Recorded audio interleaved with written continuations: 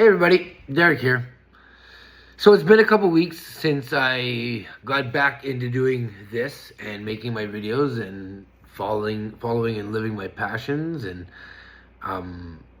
today is a big one. Today is a big video, and I'm really excited, and I'm probably even a little bit nervous to share this one with you guys, but I know that it's something I have to do because now that I'm getting back into making my videos and sharing my thoughts, there's something I need to address before I go any further. The truth is, I wouldn't be where I am today if it wasn't for the fact that I had turned my life over to something much bigger than myself.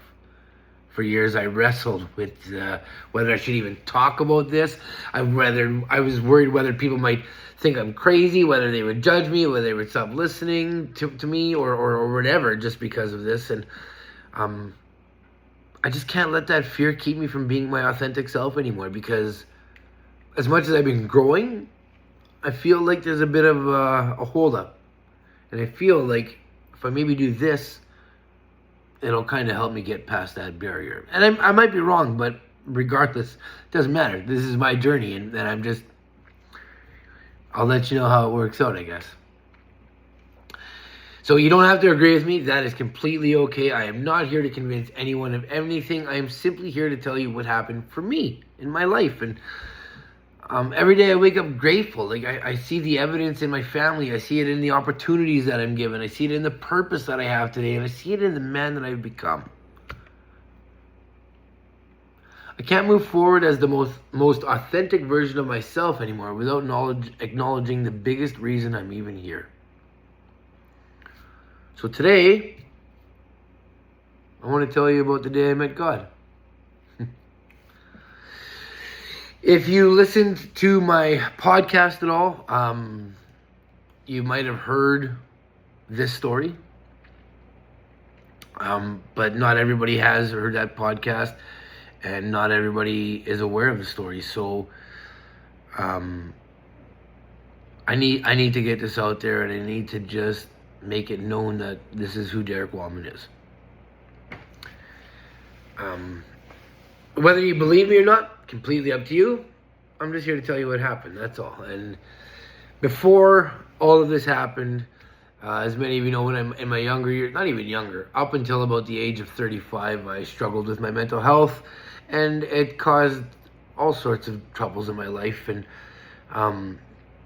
when I finally was able to get the help that I needed to move on from that, it was suggested to me that I needed to find a power greater than myself. That I'm not the end-all, be-all, and that there's something much bigger and more divine guiding me. That was hard for me to accept. And to be honest with you, when it was first suggested to me that I needed to find that, I definitely wasn't about to choose God. I didn't want to talk to God. And I certainly didn't trust him. But I knew that I had to make that connection to be able to get through to the next part of my life that I was trying to get to. This is exactly why I'm doing this video now.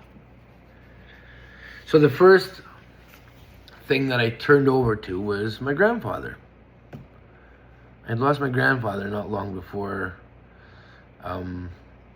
this, and rather than talking to God or trying to even start that relationship, which was already very rocky, by praying to and asking my grandfather for some help and guidance, made a huge difference, because there's automatically trust there. And he's my grandpa. I love him. Like, it was huge. It was huge. Since then, the relationship has developed like everything else in my life. Like, it's a progress. It's a process. and it takes a little bit of time. And you progress that relationship. There we go. You progress the relationship as you go. Yeah. I'm so grateful for my grandfather, because he gave me that opportunity to step into that next phase of my life. So now let me tell you about the day. Now, the day that this all happened, at this point, I've already been acknowledging something bigger than myself for a couple of years.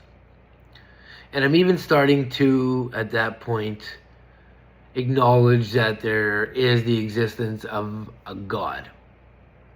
Now, again, I need to just emphasize this because I'm not trying to say anybody is right or wrong. I'm not trying to say that your beliefs are incorrect or whatever it is. I'm not here to debate any of that with anybody. And I'm not asking you to tell me that my feelings are wrong and thoughts are wrong. And if you think they are, that's okay. And if you want to tell me that, that's okay too. But that's not the point of this. Like, when I talk about God, I mean the one that walks with me. I mean the one that, like I said, I wasn't religious growing up, and my family wasn't big into all that kind of stuff. So my God might not be the typical one that you read about in the Bible,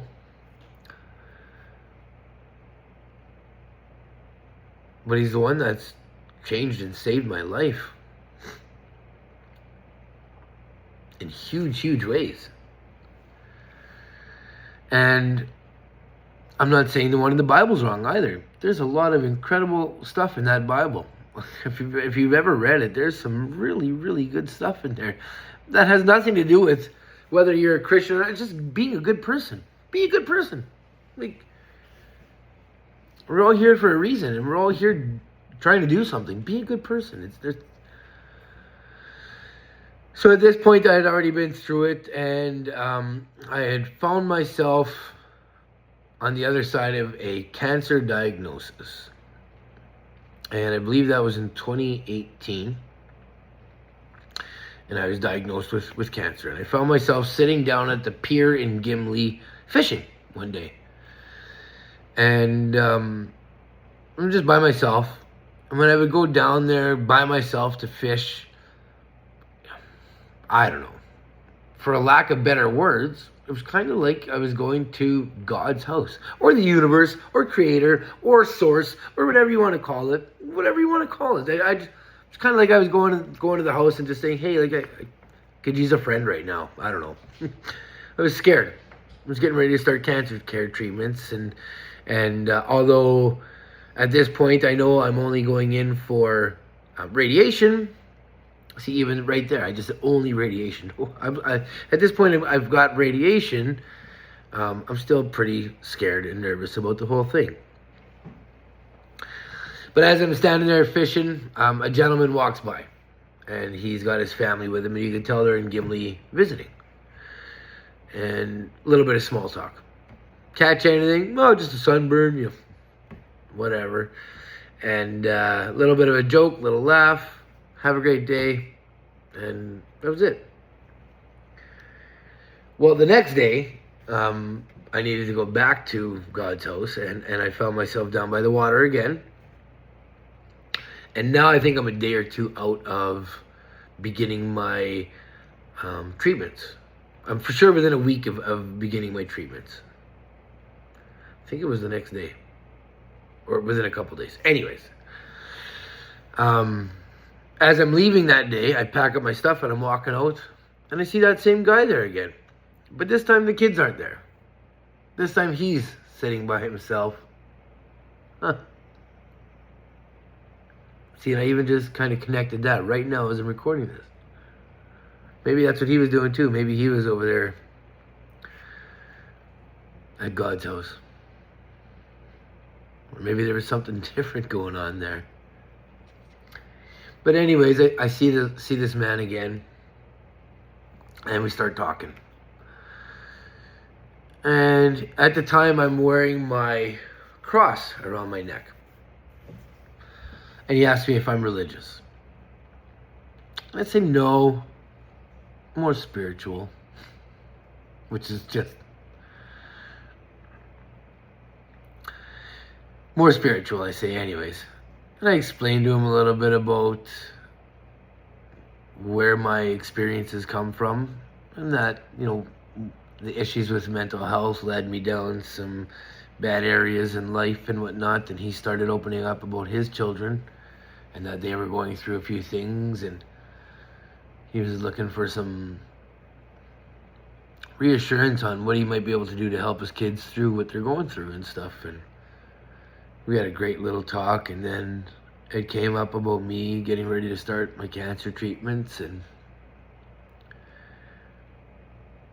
we just had this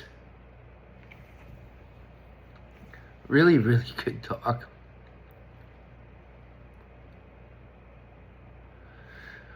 And then right before I'm getting ready to leave, he says, "Derek, would it be okay if I prayed for you?" Yeah, that'd be great. And he didn't mean like after, he meant now.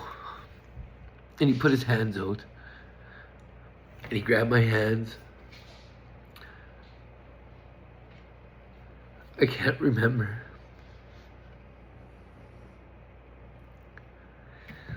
I can't remember exactly what he said, but I know he prayed for me on my journey with my cancer.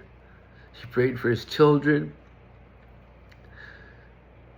And it was just one of the most, at the time, it was one of the weirdest things that had ever happened to me.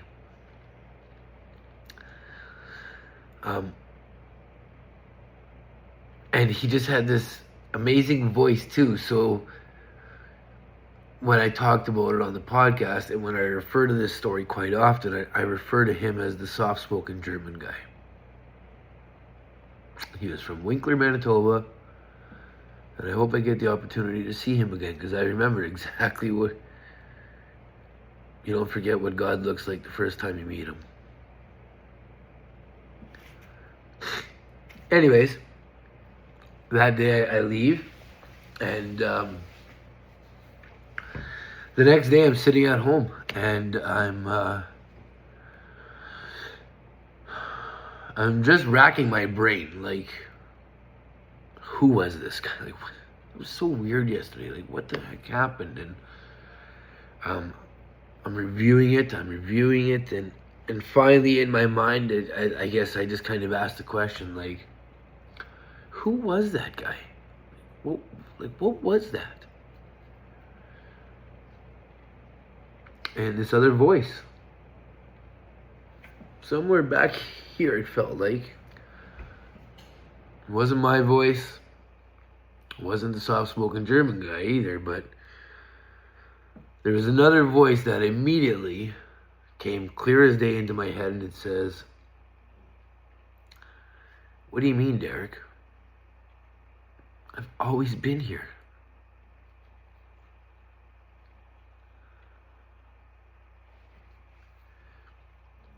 And then this Rolodex essentially kind of went off in my head of all these amazing people who have come into my life at one point or another and either pulled me to the side or sent me something, whatever it was. I can picture all these messages of these people that tried to help me right the path, that had tried to pull me aside and say, "Hey, Derek, like, there's more to you than what you're doing. And you're capable of much more in your life." And whether it was hanging around with bad people, whether it was trying to find my place in the working fields and the careers, or whatever it was, whenever I was having a hard time, there was somebody. One of the biggest examples I can think of is actually, well, there was a couple teachers, but there was one that stands out like just crazy, and it was a teacher that I had in Toulon Collegiate, Mr. Luchuk.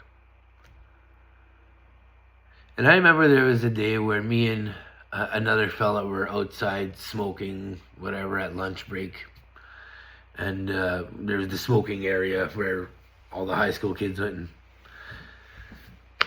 had their cigarettes and stuff. And Mr. Luchuk saw me out there with another student, and I had his class first thing in the afternoon. And class starts, and he says, "Hey, Derek, can I see you in the hall for a second?" Well, what do I say? No. So we go into the hall, and he says, "Hey, you're not in trouble. Like, I'm not here to... I saw you outside with so-and-so, and I saw you were smoking and that, and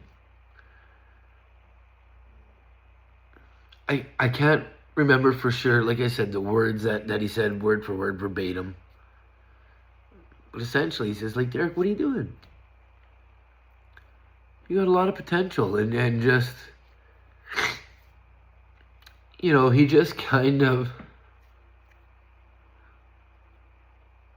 let me know that he saw me. And there was other teachers, like we had some amazing teachers in that school. Mr. Shadlock was another one of them. Mr. Onslow was great. Mr. Ho, like there was some fantastic teachers, and all of them saw something. Not all of them. I had some teachers that I might have butt heads with, but there were some good ones there. And then there was other people in my life that did that too. That's not the only situation. It's just like I said, that one really stands out to me was Mr. Luchuk, and I've even reached out to him after to thank him for that moment and let him know just how big of an impact it had on me. So, after that day, things got easier. I made it through the cancer, and then I got diagnosed again, and then I made it through that one, and I am now cancer-free.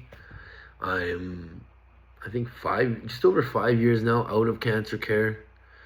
So I got a little bit more to go, and then they'll call me cured. And even that, I'm not concerned about that anymore. But, man, like, when I just finally let him in and said, you know, I don't want to do this alone, and I gave him the steering wheel, essentially. I said, here, you drive.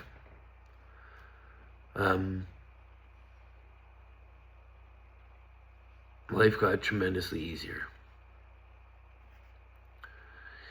And I don't need to look any farther than where I'm sitting right now. Me and Natasha have this beautiful home and roof over our heads. I have Natasha, who is just the most amazing partner. I have two of the most beautiful children you have ever seen in your life, and it's just, man, what a ride. What a ride. Like, it's just, it's incredible. And I mean, even with the opportunities that I have, like I tried so hard to work in the addictions field, helping people, and it's just, oh, is that heavy and is that hard? But I know without a shadow of a doubt that my purpose in this world is to be of service to others. I'm just, my purpose in this world is to be of service, and I am truly grateful for that, because the other side of that is I can be of much, much better service now that I'm not a one-man show. And like I said, I mean, I don't need to look any farther than what I have to know that there's something much, much bigger working for me, because it's not a coincidence that all of this started to just change dramatically when I did that. I mean, life got better. I got better. Everything got tremendously better. And I'm not here to... I've had people say, well, Derek, you did all the work and everything. And I get that. And yeah, I did have to do the work. But I couldn't do it before. And I tried.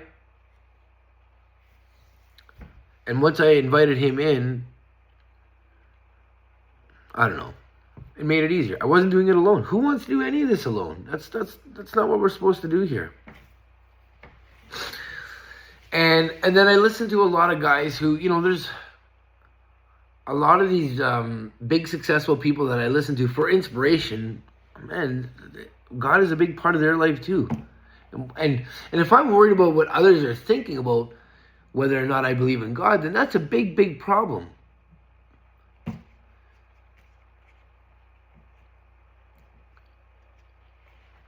I don't have to explain my relationship with him to anybody.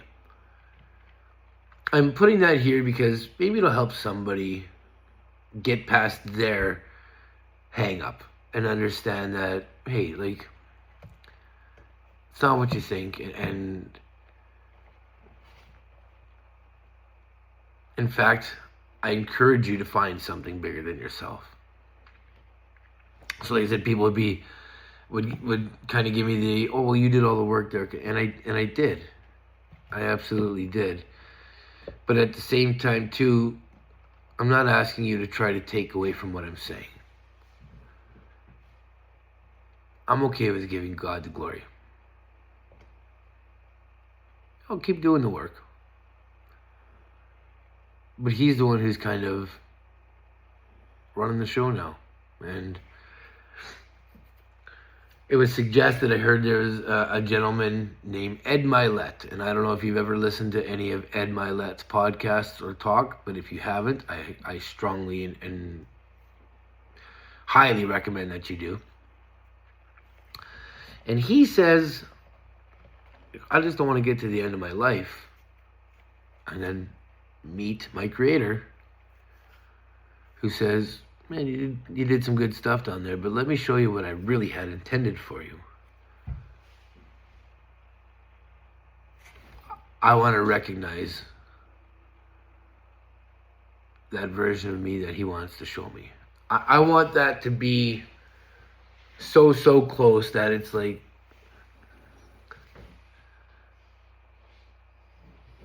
yeah, I am becoming the version of me that he's always wanted me to be, and that it's been my journey to it. I'm just, at the end of my life, in my final moment, it is going to be me and him. And I know when I get there, I'm not going to owe him any explanation. Not that any of us are. Don't get me wrong.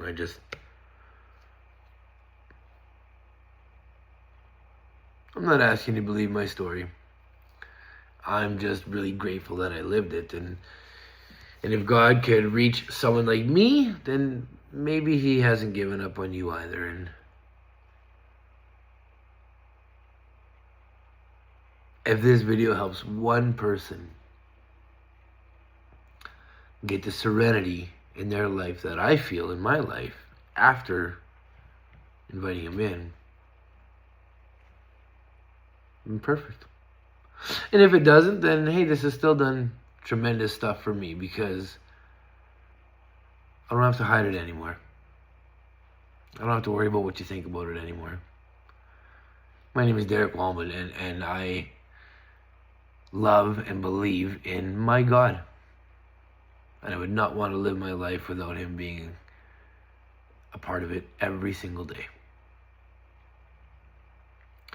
So thank you for taking the time to listen to me. I hope you continue to listen to me.